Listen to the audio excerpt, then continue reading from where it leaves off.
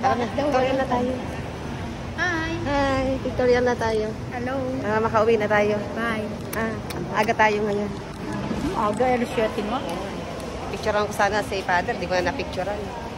Magbibilis dapat ako. Pauwi na kami si Oli at bukas meron kaming mga lakad ng mga unexpected.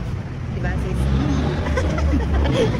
Mag-serve tuloy ako bukas. Dapat hindi ako magsisimba bukas kasi nga na-perfect ko yung days na walang absent. Wala Monday. Sabi ko Saturday, ang dami kong gagawin. Dapat ako magsisimba. Magtatanggal ako ng mga damo.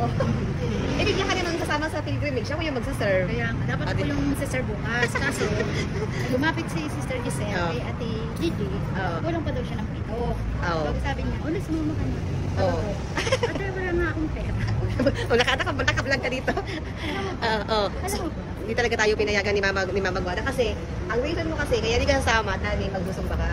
Ano mas mahalaga? Magsumba, mag-pilgrimage. Ako naman, hindi ako magsisimba dapat bukas kasi tatanggal ako ng damo. Kasi nga, pag mainit na pagtanghali, di ba katapos ng isang tanghali, mainit na doon. Hindi na ako makapagtanggal ng damo. Siguro na, talaga. Ako naman, kailangan calling ko rin na mag-serve. O diba, wala kaming upset si Oli. Calling talaga. Dapat hindi kami magsisimba, hindi ako mag-serve, pero bukas mag-serve. Mali kasi yung ano natin. So, good problem, diba sis Oli? Mas piliin natin si Lord. Okay na, bye-bye.